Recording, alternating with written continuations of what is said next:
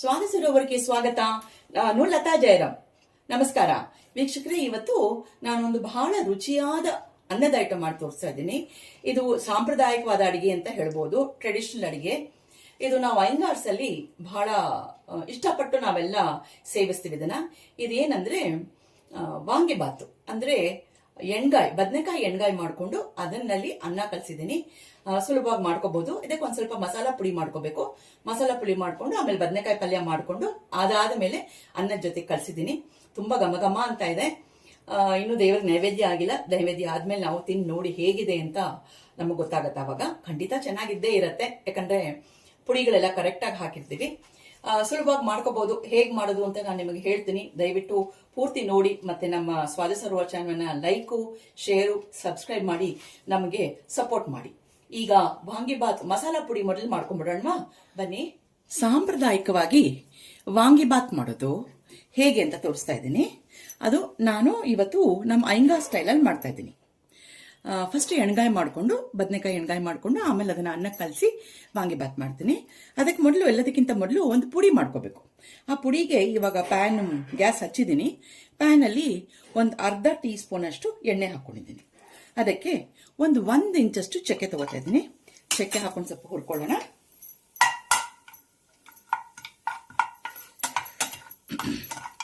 ಚಕ್ಕೆ ಹುರಿದಾದ್ಮೇಲೆ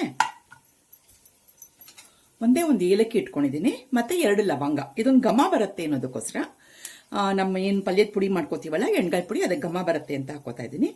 ಇದನ್ನು ಹಾಕೊಂಡ್ಬಿಡೋಣ. 2 ಲವಂಗ, ಒಂದೇ ಒಂದು ಏಲಕ್ಕಿ. ಇವಾಗ 4 ಟೀ ಸ್ಪೂನ್ ಅಷ್ಟು ಕಡಲೆಬೇಳೆ ಹಾಕೋತಾ ಇದ್ದೀನಿ. ಒಳ್ಳೆ ಘಮ ಘಮ ಅನ್ಬೇಕು. ಒಳ್ಳೆ ಘಮ ಬರೋವರೆಗೂ ಸ್ವಲ್ಪ ಹುರ್ಕೊಳ್ಳೋಣ. ಕಲರು ಬದಲಾಗಿದೆ, ಒಳ್ಳೆ ಘಮ ಘಮ ಅಂತ ಇದೆ. ಇವಾಗ ಇದನ್ನ ತೆಗೆದು ಒಂದು ಬೇರೆ ಪಾತ್ರೆಗೆ ಹಾಕೊಂಡ್ಬಿಡೋಣ. ವಾಂಗಿಬಾತ್ ಪುಡಿಗೆ ನೆಕ್ಸ್ಟ್ 6 ಸ್ಪೂನ್ ಅಷ್ಟು ಉದ್ದಿನ ಬೇಳೆ ಹಾಕೊಳ್ಳೋಣ. ಅದೇ ಪ್ಯಾನಿಗೆ ಇವಾಗ ನಾ ಏನ್ ಎಣ್ಣೆ ಹಾಕೊಂಡಿಲ್ಲ, ಆ ಪ್ಯಾನಲ್ಲಿ ಇರುವಷ್ಟು ಏನ್ ಜಿಡ್ಡಿನ ಅಂಶ ಇದೆಯಲ್ಲ ಅದೇ ಸಾಕು. ಅದರಲ್ಲೇ ಚೆನ್ನಾಗಿ ಇದು ಬಣ್ಣ ಬದಲಾಗಬೇಕು, ಮತ್ತೆ ಒಳ್ಳೆ ಘಮ ಅನ್ಬೇಕು. ಅಷ್ಟವರೆಗೂ ಹುರ್ಕೊಳ್ಳೋಣ. ಇದನ್ನು ಉದ್ದಿನ ಬೇಳೆನು ಚೆನ್ನಾಗಿ ಹುರಿದಿದೆ. ಇದನ್ನು ಆ ಕಡಲೆಬೇಳೆ ಪಾತ್ರೆಗೆ 2 ಸ್ಪೂನ್ ಅಷ್ಟು ಧನಿಯಾ ಅಂದ್ರೆ ಕೊತ್ತಂಬರಿ ಬೀಜ ಹಾಕೊಳ್ಳೋಣ. ಇವಾಗ ಇದನ್ನು ಚೆನ್ನಾಗಿ ಹುರ್ಕೊಳ್ಳೋಣ. ಫಸ್ಟ್ ಕ್ಲಾಸ್ ಆಗಿ ಕೊತ್ತಂಬರಿ ಬೀಜ ಗಮಗಮ ಅಂತ ಇದೆ ನೋಡಿ. ಕೇಳಬೇಕಾ? ಕೊತ್ತಂಬರಿ ಬೀಜ ಹುರಿದ್ರೆ ಎಷ್ಟು ಚೆನ್ನಾಗಿರುತ್ತೆ ಅಲ್ವಾ? ಇವಾಗ ಅದಕ್ಕೆ ಒಂದು ಚಿಟಿಕೆ ಅರಿಶಿನ ಹಾಕ್ಬಿಟ್ಟು 1 ನಿಮಿಷ ಹಿಂಗೆ ಅಂದ್ಬಿಟ್ಟು ತಕ್ಷಣ ಬೇರೆಗೆ ಹಾಕೊಂಡ್ಬಿಡೋಣ, ಇಲ್ಲಾಂದ್ರೆ ಅರಿಶಿನ ಸೀದೋ. ಇವಾಗ ಮೆಣಸಿನ್ಕಾಯಿ ಹುರ್ಕೋತೀನಿ ನಾನು. 20 ಬ್ಯಾಡಿಗೆ ಮೆಣಸಿನ್ಕಾಯಿ ತಗೊಂಡಿದ್ದೀನಿ. ಈ ಮೆಣಸಿನ್ಕಾಯಿ ಘಾಟ್ ಬರಬಾರ್ದು ಅಂತ ಹೇಳಿ ನಾ ಪ್ಯಾನ್ಗೆ ಒಂದು ಅರ್ಧ ಟೀ ಸ್ಪೂನ್ ಅಷ್ಟು ಅಡಿಗೆ ಎಣ್ಣೆ ಹಾಕೊಂಡಿದ್ದೀನಿ. ಅದ್ರ ಜೊತೆಗೆ ಈ ಮೆಣಸಿನ್ಕಾಯಿ ಹಾಕಿ ಒಳ್ಳೆ ಬೆಚ್ಚಗಾಗುವಷ್ಟು ಹುರ್ಕೊಳ್ಳೋಣ. ಸಾಕು. ಮೆಣಸಿನ್ಕಾಯಿ ಚೆನ್ನಾಗಿ ಹುರಿದಿದೆ. ಇವಾಗ ಇದನ್ನು ಆ ಬೇಳೆಗಳ ಜೊತೆಗೆ ಸೇರಿಸ್ಕೊಂಡ್ಬಿಟ್ಟು ಕಡೆಯದಾಗಿ ಒಂದು ಅರ್ಧ ಗಿಟ್ಕಷ್ಟು ಕೊಬ್ಬರಿ ಇಟ್ಕೊಂಡಿದ್ದೀನಿ. ಮೀಡಿಯಂ ಸೈಜ್ ಗಿಟ್ಗಿದೆ. ಅದನ್ನು ಒಂದು ಸ್ವಲ್ಪ ಬೆಚ್ಚಿಗೆ ಮಾಡ್ಕೊಂಡ್ಬಿಡೋಣ. ಸ್ವಲ್ಪ ಬಣ್ಣ ಬದಲಾಗಬೇಕು, ಸ್ವಲ್ಪ ಗರಿಗರಿ ಆಗಬೇಕು. ಕೊಬ್ಬರಿನೂ ಗರಿಗರಿ ಆಗಿದೆ. ಇವಾಗ ಅದನ್ನು ಬೇಳೆ ಮತ್ತೆ ಮೆಣಸಿನ್ಕಾಯಿ ಏನು ಹಾಕೊಂಡಿದೀವಲ್ಲ ಅದೇ ಪಾತ್ರೆಗೆ ಹಾಕೊಂಡ್ಬಿಡೋಣ. ಹುರಿದ ಮಿಶ್ರಣ ರೆಡಿ ಆಗಿದೆ. ಇದನ್ನ ಇವಾಗ ಒಂದು ಸ್ವಲ್ಪ ತಣ್ಣಗಾಗಬಿಡೋಣ. ಅದು ತಣ್ಣಗಾಗೋದ್ರೊಳಗೆ ನಾವು ಒಂದು ಅರ್ಧ ಕೆಜಿ ಬದನೆಕಾಯಿ ತಗೊಂಡಿದ್ದೀನಿ. ಆ ಬದನೆಕಾಯಿ ಒಗ್ಗರಣೆ ಹಾಕೊಂಡು ವಾಂಗಿಬಾತಿಗೆ ಬೇಸಿಗೆ ರೆಡಿ ಮಾಡ್ಕೊಂಡ್ಬಿಡೋಣ. ಬದನೆಕಾಯಿ ಒಗ್ಗರಣೆ ಮಾಡಕ್ಕೆ ನಾನು ಎಣ್ಗಾಯಿ ಅಲ್ವಾ, ಹಾಗಾಗಿ ಒಂದ್ ಸ್ವಲ್ಪ ಎಣ್ಣೆ ಜಾಸ್ತಿ ಬೇಕಾಗತ್ತೆ. ಹಾಗಾಗಿ ನಾನು 3 ಟೇಬಲ್ ಸ್ಪೂನ್ ಅಷ್ಟು ಎಣ್ಣೆ ಹಾಕೊಂಡಿದ್ದೀನಿ. ಇವಾಗ ಅದಕ್ಕೆ 2 ಟೀ ಸ್ಪೂನ್ ಅಷ್ಟು ಸಾಸಿವೆ ಚೆನ್ನಾಗಿ ಚುಚ್ಚಬೇಕು. ಮತ್ತೆ ಇವಾಗ 2 ಟೇಬಲ್ ಸ್ಪೂನ್ ಅಷ್ಟು ಕಡಲೆಬೇಳೆ,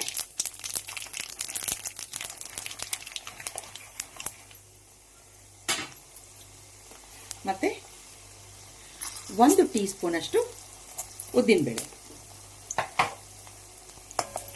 1 ಚಿಟಿಕೆಯಷ್ಟು ಅರಿಶಿನ, ಒಂದು 4 ರಿಂದ 5 ಕರಿಬೇವು, ಅರ್ಧ ಕೆಜಿಯಷ್ಟು ಮೈಸೂರು ಬದನೆಕಾಯಿ, ಇರಿನಗೆರೆ ಬದನೆಕಾಯಿ ಅಂತಾರಲ್ಲ, ಹಸಿರು ಕಲರ್ದು, ಅದನ್ನು ಕಟ್ ಮಾಡಿ ಇಟ್ಕೊಂಡಿದ್ದೀನಿ. ನೀರಲ್ಲಿ ಹಾಕಿ ಇಟ್ಕೊಂಡಿದ್ದೆ. ಈಗ ನೀರು ತೆಗೆದ್ಬಿಟ್ಟು ಆ ಮಿಶ್ರಣನ ಇದಕ್ಕೆ ಸ್ವಲ್ಪವಾಗಿ ಹಾಕೊಳ್ಳೋಣ. ಬದನೆಕಾಯಿ ಎಲ್ಲ ಬಾಣಲೆಗೆ ಹಾಕೊಂಡಿದ್ದೀನಿ. ಒಂದ್ಸಲ ಮಿಕ್ಸ್ ಮಾಡಿದ್ದೀನಿ.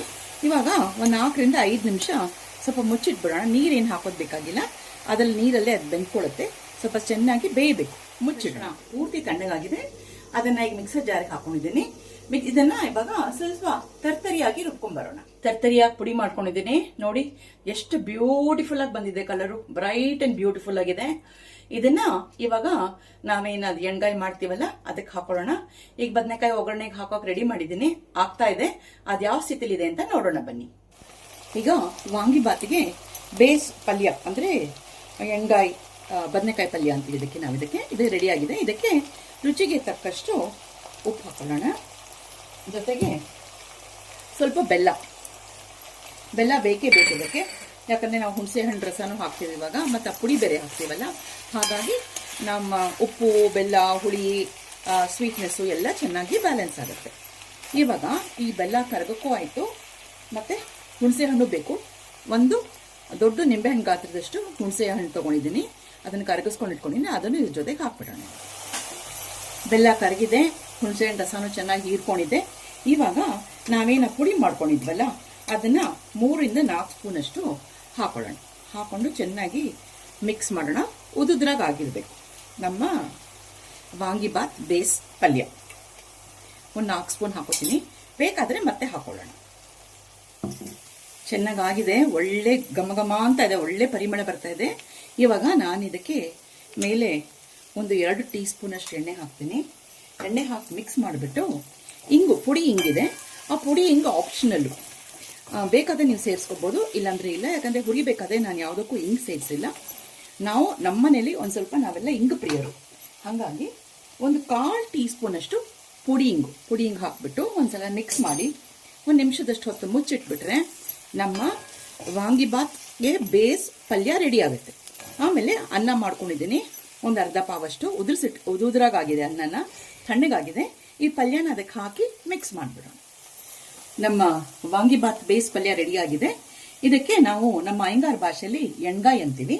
ಇದನ್ನ ಅನ್ನ ಕಲಸಿದ್ರೆ ಅದು ವಾಂಗಿಬಾತ್ ಆಗುತ್ತೆ. ಮತ್ತೆ ಬೇಕಾದ್ರೆ ಚಪಾತಿ ಜೊತೆಗೆ, ಅಕ್ಕಿ ರೊಟ್ಟಿ ಜೊತೆಗೆ, ಹಾಗೆ ಜೊತೆಗೆ ನೆನೆಸ್ಕೊಂಡು ಸೈಡ್ ಡಿಶ್ ಆಗು ಕೂಡ ತಿನ್ಬೋದು, ತುಂಬಾ ಚೆನ್ನಾಗಿರುತ್ತೆ. ಮತ್ತೆ ಇದು ಪುಡಿ ಏನು ಹಾಕಿದ್ದೀನಲ್ಲ ಮಾಡಿದ್ನಲ್ಲ, ಆ ಪುಡಿನ ನೀವು ಬರೀ ಬದನೆಕಾಯಿಗೆ ಹಾಕಬೇಕು ಅಂತೀನಿಲ್ಲ, ಬೇರೆ ತರಕಾರಿಗಳಿಗೂ, ಫಾರ್ ದಟ್ ಮ್ಯಾಟರ್ ಬೀನ್ಸ್ಗೂ ಹಾಕೋಬಹುದು, ಕ್ಯಾಪ್ಸಿಕಮ್ಗೂ ಹಾಕೋಬಹುದು. ಅದೇ ಹುಣಸೆ ಹಣ್ಣು ಬೆಲ್ಲ ಒಂಚೂರು ಹಾಕೊಂಡ್ಬಿಟ್ಟು ಆ ಪುಡಿ ಹಾಕೊಂಡು ಮಾಡ್ಕೊಂಡ್ರೆ ನಿಮಗೆ ಅದರಲ್ಲಿ ಬಾತ್ ಅನ್ನಗಳು ಕಲ್ಸ್ಕೋಬಹುದು. ಈಗ ಬಾತ್ಗೆ ರೆಡಿ ಮಾಡ್ಕೊಂಡ್ಬಿಡೋಣ. ಅನ್ನ ಉದುದ್ರಾಗಿದೆ, ಪೂರ್ತಿ ತಣ್ಣಗಾಗಿದೆ. ಇವಾಗ ಈ ಏನ್ ಪಲ್ಯ ಮಾಡ್ಕೊಂಡಿದ್ವಲ್ಲ ಬದನೆಕಾಯ್ದು, ಅದನ್ನ ಇದ್ರ ಜೊತೆಗೆ ಸೇರಿಸ್ಕೊಳ್ಳೋಣ.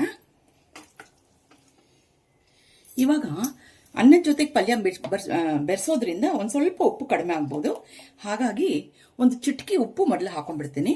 ಆಮೇಲೆ ತಿಂದು ನೋಡಿ, ಮತ್ತೆ ಉಪ್ಪು ಬೇಕಾಯ್ತಂದ್ರೆ ಮತ್ತೆ ಉಪ್ಪು ಹಾಕೊಳ್ಳೋಣ. ಇದೇ ಸ್ಪೂನಲ್ಲಿ ಚೆನ್ನಾಗಿ ಹಿಂಗೆ ನಿಧಾನಕ್ಕೆ ಮಿಕ್ಸ್ ಮಾಡಿದ್ರೆ ಪಲ್ಯ ಮತ್ತೆ ಅನ್ನ ಎರಡು ಮಿಕ್ಸ್ ಆಗುತ್ತೆ. ಕೈ ಉಪಯೋಗಿಸ್ಕೊಬಿಡಿ, ಈ ತರ ಸ್ಪೂನಲ್ಲೇ ಮಿಕ್ಸ್ ಮಾಡ್ಕೊಳ್ಳಿ. ನೋಡಿ, ವಾಂಗಿಬಾತ್ ರೆಡಿ ಆಯ್ತು. ಆ ಪಲ್ಯ ಏನ್ ಮಾಡ್ಕೊಂಡಿದ್ನಲ್ಲ ಅನ್ನ ಜೊತೆ ಕಲ್ಸಿದ್ದೀನಿ, ಫಸ್ಟ್ ಕ್ಲಾಸ್ ಆಗಿ ಕಾಣಿಸ್ತಾ ಇದೆ. ಇನ್ನು ದೇವ್ರಿಗೆ ನೈವೇದ್ಯ ಮಾಡಬೇಕು. ಒಂದ್ಸಲ ದೇವ್ರಿಗೆ ನೈವೇದ್ಯ ಮಾಡ್ಬಿಟ್ಟು ಆಮೇಲೆ ಅದನ್ನ ಪ್ರಸಾದ ರೂಪದಲ್ಲಿ ಸ್ವೀಕರಿಸ್ತೀವಿ. ನೀವು ಸುಲಭವಾಗಿ ಮಾಡ್ಕೋಬಹುದು. ವೆರೈಟಿ ಇರುತ್ತೆ, ಸ್ವಲ್ಪ ದಿನ ಅನ್ನ ಸಾರು ಹುಳಿ ತಿನ್ನೋದಿದ್ದೇ ಇರುತ್ತೆ. ಮತ್ತೆ ರೆಗ್ಯುಲರ್ ಪಲ್ಯಗಳು ಮಾಡ್ಕೋತೀವಿ. ಈ ಪುಡಿ ಒಂದ್ ಇದ್ಬಿಟ್ರೆ ನಾವು ಯಾವ ತರ ಪಲ್ಯ ಬೇಕಾದ್ರೂ ಬೇಗ ಮಾಡ್ಕೊಂಡ್ಬಿಡ್ಬೋದು. ಕೆಲ್ಸಕ್ಕೆ ಹೋಗೋರ್ಗೆಲ್ರಿಗೂ ಅನುಕೂಲ ಆಗುತ್ತೆ. ಸುಲಭವಾಗಿ ಮಾಡ್ಕೊಳ್ಳಿ. ಇಷ್ಟು ಹೇಳಿ ನಾನು ಈ ವಿಡಿಯೋ ಮುಗಿಸ್ತಾ ಇದ್ದೀನಿ. ಮುಂದಿನ ವಿಡಿಯೋ ಸಿಗೋಣ. ಅಷ್ಟವರೆಗೂ ನಮಸ್ಕಾರಗಳು.